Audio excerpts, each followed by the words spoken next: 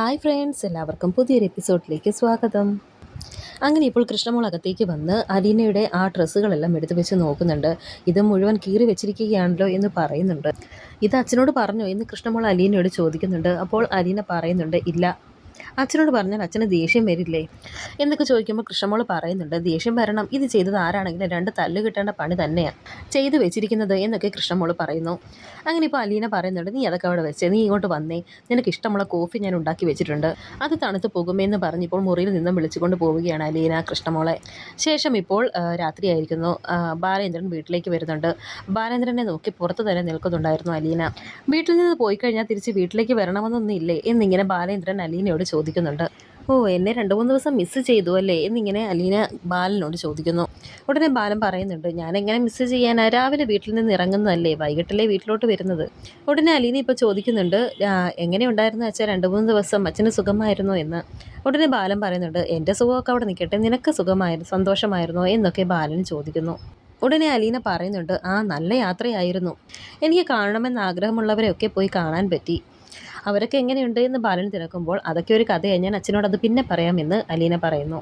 ഞാനെങ്കിൽ gate പൊട്ടിയേക്കട്ടെ, ഇനി ആരും വരില്ലല്ലോ എന്നിങ്ങനെ അലീന ചോദിക്കുന്നുണ്ട്. അപ്പോൾ ഇനി ആര് വരാനാ ഉള്ളത് എന്നിങ്ങനെ ബാലനും പറയുന്നുണ്ട്. അങ്ങനെ ഇപ്പോൾ അലീന പോയി ഗേറ്റൊക്കെ അടയ്ക്കുന്നുണ്ട്. അങ്ങനെ അകത്ത് കയറി ബാലേന്ദ്രനൊന്ന് ഫ്രഷ് ആകുന്നു. ആ സമയം കൃഷ്ണമോൾ ഇപ്പോൾ വലിയൊരു ബാഗുമൊക്കെ എടുത്ത് അലീനയുടെ ആ ബാഗും എടുത്തുകൊണ്ട് ബാലൻ്റെ റൂമിലേക്ക് ചെന്നിട്ടുണ്ട്.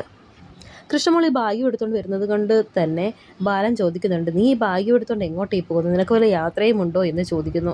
ഉടനെ കൃഷ്ണമോൾ പറയുന്നുണ്ട്, ഞാൻ അച്ഛനെ ഒരു കാര്യം കാണിക്കാൻ വേണ്ടി കൊണ്ടുവന്നതാണെന്ന്. എന്നിട്ട് കൃഷ്ണമോൾ ഇപ്പോൾ ആ ഡ്രസ്സെല്ലാം എടുത്തിങ്ങനെ കാണിക്കുന്നുണ്ട്. ഇത് കണ്ട് ബാലേന്ദ്രൻ ചോദിക്കുന്നുണ്ട്, അയ്യോ, ഇതാരും ഇങ്ങനെ കാണിച്ചേ, വല്ല എലിയും കറണ്ടതാണോ എന്ന് ഇങ്ങനെ ബാലേന്ദ്രൻ ചോദിക്കുന്നത് കേട്ട് കൃഷ്ണമോൾ പറയുന്നുണ്ട്, ആ അതെ, കത്രിക ഉപയോഗിക്കാൻ അറിയാവുന്ന എലിയാണ്, കുറേ ഡ്രസ്സ് ഇങ്ങനെ കാണിച്ചു വെച്ചിട്ടുണ്ട്, അലീന ചേച്ചിയുടെ ഡ്രസ്സാണ് ഇതെല്ലാം എന്നിങ്ങനെ കൃഷ്ണമോൾ പറയുമ്പോൾ ബാലൻ പറയുന്നു. എന്നിട്ട് ആ ഡ്രസ്സെല്ലാം എടുത്ത് നോക്കിയിട്ടാണ് ബാലൻ പറഞ്ഞത്, ആര് ഇതൊക്കെ ഇങ്ങനെ കാണിച്ചു വെച്ചിരിക്കുന്നത് എന്ന്.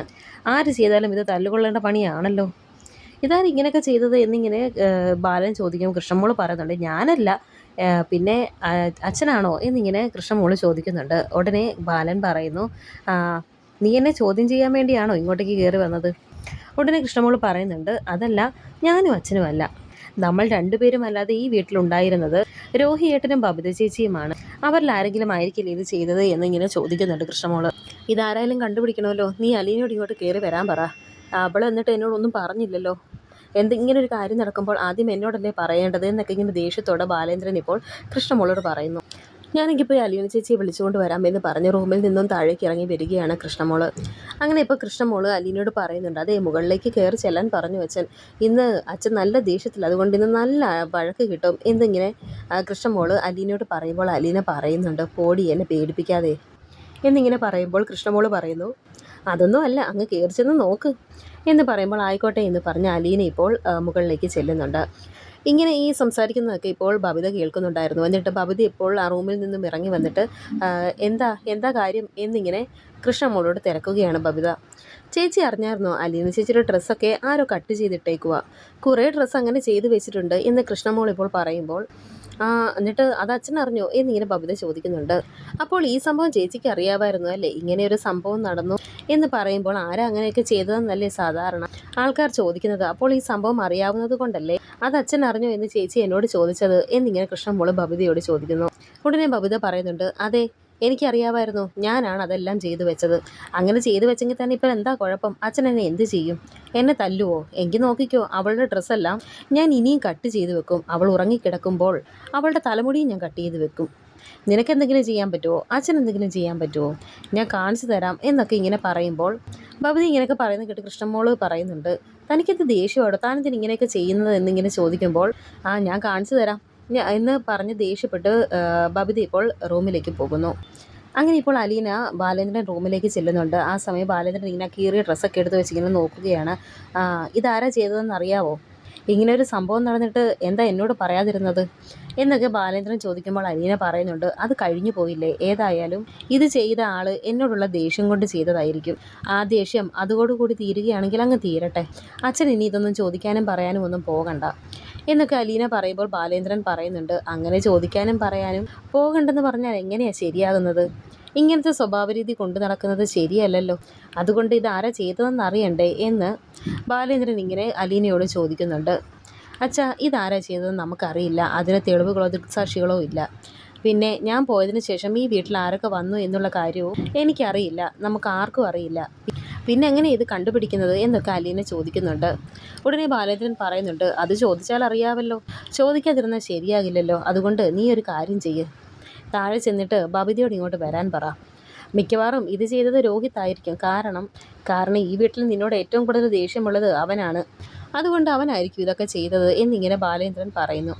ഇത് കേട്ടിപ്പോൾ അലീന പറയുന്നുണ്ട്, ഇതിപ്പോൾ ഇനി ആരാണെങ്കിലും അച്ഛൻ അവരോട് ദേഷ്യപ്പെടാനോ അവരെ അടിക്കാനോ ഒന്നിനും നിന്നേക്കരുത്. അത് വലിയ പ്രശ്നമാകും. അതുകൊണ്ട് അങ്ങനെയൊന്നും ചെയ്യരുത് എന്ന് അലീന പറയുമ്പോൾ, ആദ്യം ഞാൻ ചോദിക്കട്ടെ, നീ ബബിതയോട് ഇങ്ങോട്ട് വരാൻ പറ എന്ന് ബാലൻ പറയുമ്പോൾ, അത് അവളാ ചെയ്തതെങ്കിൽ അച്ഛൻ അവളെ തല്ലുമോ എന്ന് അലീന ചോദിക്കുന്നുണ്ട്. അതെന്താണെന്ന് ഞാൻ നോക്കട്ടെ. നിന്നോട് അവളെ ഇങ്ങോട്ട് വിളിക്കാനല്ലേ പറഞ്ഞത് എന്നൊക്കെ ഇങ്ങനെ ബാലൻ പറയുമ്പോൾ അലീന പറയുന്നുണ്ട്, അച്ഛൻ അവളെ തല്ലരുത് കേട്ടോ, തല്ലിയാൽ ശരിയാകില്ല എന്നൊക്കെ ഇങ്ങനെ അലീന പറയുന്നുണ്ട്. നീ എന്താ എന്നെ ഉപദേശിക്കാൻ വരുവാണോ എന്ന് വളരെയധികം ദേഷ്യത്തോടെ ബാലൻ ചോദിക്കുന്നു. ഇല്ല, ഞാനൊന്നും പറഞ്ഞില്ല എന്ന് പറഞ്ഞ് ഇപ്പോൾ താഴേക്ക് ഇറങ്ങി പോവുകയാണ് അലീന. എന്നിട്ട് താഴെ ചെന്ന് ബബിതയോട് പറയുന്നുണ്ട്, അച്ഛൻ വിളിക്കുന്നുണ്ട് എന്ന്. അങ്ങനെ ഇപ്പോൾ ബബിത മുകളിലേക്ക് പോകുന്നു. ഈ സമയം കൃഷ്ണമോൾ അലീനയോട് ചോദിക്കുന്നുണ്ട്, അച്ഛൻ ദേഷ്യത്തിലാണോ എന്ന്. ദേഷ്യത്തിലായിരുന്നു, ഞാനൊന്ന് മയപ്പെടുത്തിയിട്ടുണ്ട്, അല്ലെങ്കിൽ അവൾക്കിട്ട് തല്ല് കിട്ടിയേനെ എന്നിങ്ങനെ പറയുന്നു അലീന. അങ്ങനെ കുറച്ച് പേടിച്ചിട്ടാണെങ്കിലും ബബിത ഇപ്പോൾ ബാലേന്ദ്രൻ റൂമിലേക്ക് ചെല്ലുന്നുണ്ട്. അവിടെ ചെന്ന് കഴിയുമ്പോൾ ഇപ്പോൾ ബാലേന്ദ്രൻ ചോദിക്കുന്നുണ്ട്, ഇതൊക്കെ ആരാ ഇതുപോലെ ചെയ്തു വെച്ചിരിക്കുന്നതെന്ന്. എനിക്കറിയില്ല എന്നിങ്ങനെ ബബിത പറയുന്നു. നിനക്കറിയില്ലേ? നീ അറിയാതെ ഇവിടെ ഒന്നും സംഭവിക്കില്ലല്ലോ എന്ന് ബാലൻ പറയുമ്പോൾ, എനിക്കറിയാം, ഞാനത് ചെയ്തത് എന്നിങ്ങനെ ബബിത പറയുന്നു. ഇത് കേട്ടിട്ട് ഇപ്പോൾ ബാലേന്ദ്രൻ ആകെ ദേഷ്യം വരുന്നുണ്ട്. ഓഹോ, അപ്പം നീയാണോ ചെയ്തത്? എന്തിനാ നീ ഇതിങ്ങനെ ചെയ്തത് എന്ന് ബാലൻ ചോദിക്കുമ്പോൾ, അതെ, എനിക്ക് അവളോട് ഭയങ്കര ദേഷ്യം വന്നു, അതുകൊണ്ടാണ് ഞാൻ അങ്ങനെ ചെയ്തത് എന്ന് ബബിത പറയുന്നു. ഉടനെ ബാലൻ ചോദിക്കുന്നുണ്ട്, അപ്പോൾ നിനക്ക് നിൻ്റെ അച്ഛനോട് ദേഷ്യമില്ലേ എന്ന്. ഇത് കേട്ട് ഒന്നും മിണ്ടാതെ നിൽക്കുന്നുണ്ട് ബബിത. അങ്ങനെ വീണ്ടും ബാലൻ ചോദിക്കുന്നുണ്ട്, നിന്നോടാണ് ഞാൻ ചോദിക്കുന്നത്, നിനക്ക് നിൻ്റെ അച്ഛനോട് ദേഷ്യമില്ലേ എന്ന്. ഇത് കേട്ട ഉടനെ ബബിത പറയുന്നുണ്ട്, ഉണ്ട് എന്ന് പറയുമ്പോൾ ബാലൻ പറയുന്നുണ്ട്, നിൻ്റെ അച്ഛനോട് നിനക്ക് ദേഷ്യമുള്ളത് കൊണ്ട് നീ ഒരു കാര്യം ചെയ്യും, നീ പോയി കുറച്ച് പെട്രോൾ മേടിച്ചുകൊണ്ട് വന്ന് എൻ്റെ തലവഴി ഒഴിച്ചിട്ട് അങ്ങ് കത്തിക്ക് എന്ന് ബാലൻ പറയുമ്പോൾ ബബിത പറയുന്നുണ്ട്, എനിക്ക് അവളോട് ഭയങ്കര ദേഷ്യമാണ്, അവളെ ഇവിടെ പിടിച്ചു നിർത്തുന്നത് കൊണ്ട് എനിക്ക് അച്ഛനോടും ദേഷ്യമാണ് എന്ന് പറയുമ്പോൾ ബാലേന്ദ്രൻ പറയുന്നു, അങ്ങനെ അച്ഛനോട് ദേഷ്യമുണ്ടെങ്കിൽ അച്ഛൻ കെട്ടിപ്പൊക്കിയിരിക്കുന്ന ഈ വീട്ടിൽ താമസിക്കരുത്, അച്ഛൻ മേടിച്ചു തരുന്ന ഡ്രസ്സ് ഇടരുത്, അതുപോലെ അലീനയോട് ദേഷ്യമുണ്ടെങ്കിൽ അലീന ഉണ്ടാക്കി തരുന്ന ആഹാരം കഴിക്കരുത്, അങ്ങനെയൊക്കെയാണ് പ്രതിഷേധിക്കേണ്ടത്. അതിന് നിന്നെക്കൊണ്ട് സാധിക്കുമോ എന്നൊക്കെ ബാലേന്ദ്രൻ ചോദിക്കുമ്പോൾ ബബിത പറയുന്നുണ്ട്, എൻ്റെ അമ്മ ഹോസ്പിറ്റലിൽ നിന്ന് ഇങ്ങോട്ടൊന്ന് വരട്ടെ, അതോടുകൂടി ഞാൻ ഇവിടെ നിന്ന് അമ്മയുടെ കൂടെ അങ്ങ് പൊയ്ക്കോളാം എന്നൊക്കെ ബബിത പറയുന്നു. അമ്മ ഇതുവരെ വന്നില്ലല്ലോ, അമ്മ വരുന്നത് വരെ നീ ഇവിടെയല്ലേ ജീവിക്കണേ, അങ്ങനെ ജീവിക്കുന്നുണ്ടെങ്കിൽ എൻ്റെ ഇഷ്ടത്തിന് നിൻ്റെ അച്ഛൻ പറയുന്ന ചിട്ടവട്ടങ്ങൾ അനുസരിച്ച് ഈ വീട്ടിൽ ജീവിക്കണം, അല്ലെങ്കിൽ ഞാൻ സമ്മതിച്ചു തരില്ല എന്ന് ബാലൻ പറയുന്നു. ഇത് കേട്ടിപ്പോൾ വളരെയധികം ദേഷ്യപ്പെട്ട് ബബിത ഇപ്പോൾ അവിടെ നിന്ന് പോകാൻ തുടങ്ങുന്നു. ഉടനെ ബാലേന്ദ്രൻ പറയുന്നുണ്ട്, അവിടെ നിൽക്ക്, നാളെ ടെക്സ്റ്റൈൽസിൽ പോയി 3 ജോഡി ഡ്രസ്സ് എടുത്തുകൊണ്ടേ അലീനയ്ക്ക് കൊടുക്കണം എന്ന് ബാലൻ പറയുമ്പോൾ ഉടനെ തന്നെ ബബിത പറയുന്നുണ്ട്, എനിക്ക് പറ്റില്ല എന്ന്. ഉടനെ ബാലൻ പറയുന്നു, ഈ വീട്ടിൽ താമസിക്കണമെങ്കിൽ എൻ്റെ മകളായിട്ട് ഇരിക്കണമെന്നുണ്ടെങ്കിൽ ഞാൻ പറയുന്ന കാര്യങ്ങൾ നീ അനുസരിക്കണം, നീ ചെയ്തേ പറ്റുള്ളൂ എന്ന് പറയുന്നുണ്ട് ബാലൻ. കോളേജിൽ പോകുന്നതിന് മുമ്പ് നീ ഡ്രസ്സ് എടുത്തുകൊണ്ട് കൊടുക്കണം, എന്നിട്ട് നീ കോളേജിൽ പോയാൽ മതി. ഈ ഒരു തവണത്തേക്ക് ഞാൻ ക്ഷമിക്കുകയാണ്. ഇനി ഇതുപോലുള്ള പ്രവൃത്തി ഈ വീട്ടിലുണ്ടായിട്ടുണ്ടെങ്കിൽ ഇങ്ങനെ ആയിരിക്കുകയില്ല എൻ്റെ ചോദ്യവും പറച്ചിലും എന്നൊക്കെ ബാലേന്ദ്രൻ പറയുന്നു. ഒന്നും മിണ്ടാതെ തന്നെ ഇപ്പോൾ ബബിത അവിടെ നിന്നും ഇറങ്ങി പോവുകയാണ്. അങ്ങനെ ഇപ്പോൾ ബബിത താഴേക്ക് വരുമ്പോൾ അലീനയും കൃഷ്ണമോളും ഓരോന്നും പറഞ്ഞ് ചിരിച്ചൊക്കെ നിൽക്കുന്നുണ്ട്. ഇത് കണ്ട് വളരെയധികം ദേഷ്യപ്പെട്ട് ബബിത ഇപ്പോൾ വന്നിട്ട് അലീനയോട് ചോദിക്കുന്നുണ്ട്, നീ ഉള്ളതെല്ലാം അച്ഛനോട് പറഞ്ഞു കൊടുത്തല്ലേ?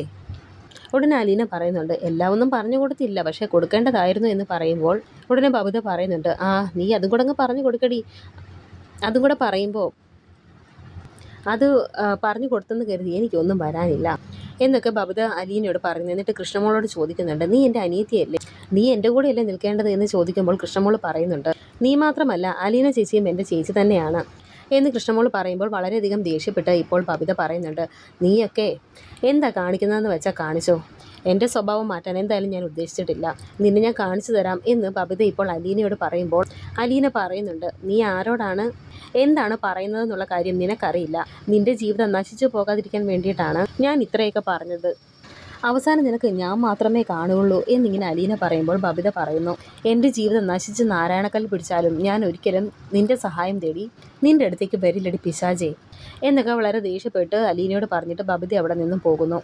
ബബിത പോയി കഴിയുമ്പോൾ കൃഷ്ണമോൾ ചോദിക്കുന്നുണ്ട്, എന്താ ചേച്ചി, എന്താ പ്രശ്നം, എന്താ അച്ഛനോട് പറഞ്ഞു കൊടുക്കും എന്നൊക്കെ പറഞ്ഞത് എന്നിങ്ങനെ ചോദിക്കുമ്പോൾ അലീന പറയുന്നുണ്ട്, ഞാൻ ഇങ്ങോട്ട് ഈ വീട്ടിലേക്ക് വന്ന സമയത്ത് ഈ വീട്ടിലൊരു തേനീച്ചത്തലേനുണ്ടായിരുന്നു. അവളുടെ ആരോ ആണ് റൂമിൽ കയറി വാതിലടച്ചിരിക്കുകയായിരുന്നു എന്നൊക്കെ ഇങ്ങനെ പറയുന്നുണ്ട് അലീന. ഇത് കേട്ടിപ്പോൾ കൃഷ്ണമോൾ പറയുന്നുണ്ട്, എൻ്റെ ഈശ്വര, ബബിത ചേച്ചി നമ്മുടെ കൈവിട്ട് പോയോ എന്ന് വിഷമത്തോടെ പറയുമ്പോൾ അലീന പറയുന്നുണ്ട്, കൈവിട്ടു പോയി, അത് എത്രത്തോളം ഉണ്ട്, എവിടെ വരെയാണ് എന്നൊന്നും നമുക്കറിയില്ല, എവിടെ വരെയാണെങ്കിലും അവളെ നമുക്ക് തിരിച്ചു പിടിക്കണം മോളെ എന്ന് പറയുന്നുണ്ട് അലീന. ഇത് കേട്ട് ആകെ വിഷമിച്ച് നിൽക്കുന്നുണ്ട് കൃഷ്ണമോള്. ഇത് കണ്ടിപ്പോൾ അലീന പറയുന്നുണ്ട്, നീ വിഷമിക്കുമെന്നും വേണ്ട, ഞാനില്ലേ, നമുക്ക് നോക്കാം, അവളെ നമുക്ക് തിരിച്ചു പിടിക്കാം എന്നൊക്കെ അലീന പറഞ്ഞ ശേഷം കാണിക്കുന്നത് ഹരിയാണ്. ഹരി ഇപ്പോൾ ബർത്ത്ഡേ പാർട്ടി നടത്താൻ വേണ്ടി ഇങ്ങനെ ആലോചിക്കുകയാണ്. അതിനുവേണ്ടി കൂട്ടുകാരെയൊക്കെ വിളിക്കുന്നുണ്ട്. ശരണ്യെ കൊടുക്കാൻ വേണ്ടിയിട്ടാണ് ഇങ്ങനെ ഒരു പാർട്ടി അവർ നടത്തുന്നത്. അങ്ങനെ കുറച്ച് കൂട്ടുകാരും രോഹിത്തും എല്ലാവരും കൂടി ഒരു റബ്ബർ തോട്ടത്തിൻ്റെ അടുത്ത് നടുക്കുള്ള ഒരു ഒഴിഞ്ഞ വീട്ടിലേക്ക് ബർത്ത്ഡേ സെലിബ്രേഷൻ ആണെന്ന് പറഞ്ഞ് ശരണ്യെ കൂടി വിളിച്ചു വരുത്തുകയാണ്. കോളയ്ക്കകത്ത് മയക്കുമരുന്ന് കൊടുത്ത് അവളെ മയക്കിയിടാനാണ് അവരുടെ ഉദ്ദേശം. അപ്പോഴുടനെ കൂട്ടുകാരൻ പറയുന്നുണ്ട്, എടാ ഇതൊക്കെ ത്രില്ലിംഗ് ആണ്, പക്ഷെ നമ്മൾ സൂക്ഷിച്ച് ചെയ്യേണ്ട കാര്യമാണെന്ന് പറയുമ്പോൾ ഹരി പറയുന്നുണ്ട്, നീ പേടിക്കൊന്നും വേണ്ടടാ, നമുക്ക് ഫോട്ടോസും വീഡിയോസും എടുക്കാം, എന്നിട്ട് അത് പബ്ലിഷ് ചെയ്യുമെന്ന് പറഞ്ഞ് നമുക്ക് അവളെ അങ്ങ് ഭീഷണിപ്പെടുത്തിയാൽ മതി, അത് കാണുമ്പോൾ അവളങ്ങ് ഒതുങ്ങിക്കോളും എന്നൊക്കെ ഇങ്ങനെ ഹരി കൂട്ടുകാരനോട് വിളിച്ച് പറയുന്നു. വരാനിരിക്കുന്ന പുതിയ എപ്പിസോഡുകളുമായി വീണ്ടും കാണാം. Thank you for watching.